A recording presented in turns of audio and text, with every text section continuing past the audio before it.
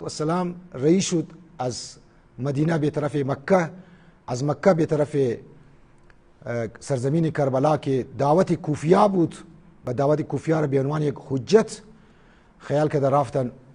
در وسط از ایران در یک جای یک کس پرسان کرد، هدف ابا عبدالله علیه السلام را پرسان کرد و تارگت چی پرسان کرد، مقصد چی پرسان کرد که تو برای چی رایی در خلاف یزید.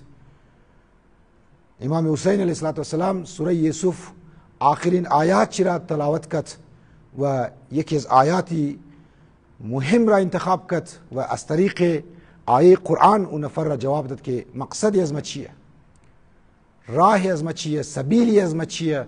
منی ازو امیر گفت که قل هذه سبیلی، از زبان پیامبر گرامی اسلام، از زبان وحی امام حسین علیه السلام ما جواب میده. قل هذه سبیلی، اینمی راهی از ماست، راه و روش از ما اینمیه. در راهی که ما امدوم و راهی را که ما انتخاب کردم، قل هذه سبیلی، اینمی راهی از ماست. قرآن رسول گرامی اسلام را مگه بگی که قل هذه سبیلی، راهی از ما اینمیه. لذا مومین ابا عبدالله علیه السلام از زبان رسول خدا، از زبان کلام وحی در او شما را یاد میده و موگه مقصد و هدف خوره که قل هذه سبیلی. خب مولا این راهی است، تو هسته، درسته، تو چی کار مونی، برای چی رایی درو تو؟ موگه ادعو الی الله، ما دعوت میدم مردم را به طرف پروردگار عالم. اما تا که رسول خدا پروردگار موگه بگی ای رسول قل هذه سبیلی ادعو الی الله، ما مردم را به طرف خدا دعوت میدم، ما مردم را به طرف وحدانیت پروردگار عالم دعوت میدم، ما مردم را به طرف مرکز از خوبیه ها یعنی ذات پروردگار عالم است ما دعوت میدم.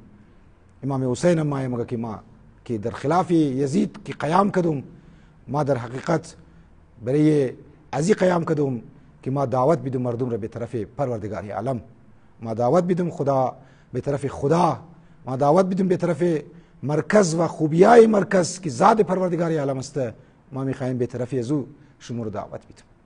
لیکن از این بعد یک جمله متصل از آیه شریفه را هم امام حسین علیه السلام از زبان قرآن، از زبان وحی، از زبان رسول خدا میخواه بیان کنه و هدف خورا واضح تر مونه و بیان آشکار تر مونه.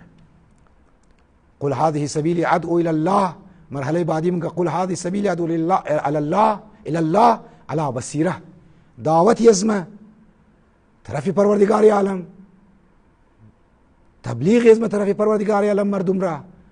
یک معیار داره، یک شرط داره که شرطی بسیار مهمه و یک لیدر را، یک سربراه را، یک صدر را، یک کسی که یک ایده از مردم را در طرف خدا در مبره، اون باید بر یک شرطی باید متوقف باشه، بر یک شرطی باید استوار باشه و او است علی بصیرت.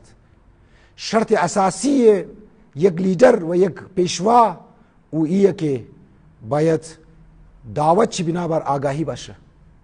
مومین طالبان، مومین القاعده، مومین جبهه النصره و غیره، اینها هم انسان ها را طرف خدا دعوت دادن، لیکن وقتی مومین این دعوتی از نفقت بر خدا طرف خدا بود، لیکن بر بصیرت نبود بلکه بر جهالت بود، بر جهالت بود.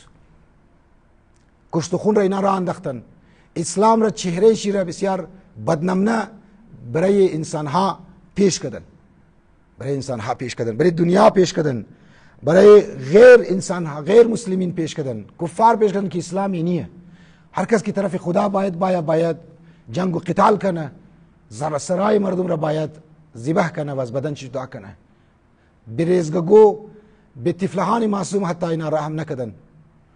لیکن رسول خدا در 14 سال پیش برای ازمو شما مایه که ما دعوتی از ما به طرف خدا که ما طرف دعوت میدم او بر بصیرت است، او بر شعور است، او بر دلایل عقلی است و ای برای ازمو شما میرسندنه که هر لیدر، هر سربراه که او یک ملت را در راهنمایی مونه، راهنمای یک ملت است، پیشوای یک ملت است، او باید کارهای شی، کارهای فرهنگی شی، کارهای اجتماعی شی، کارهای سیاسی شی، تمام پهلوهای زندگی را که مد نظر بگیری که تمامی را اینا مد نظر گرفته که میخواهد انسان ها را طرف خدا ببره.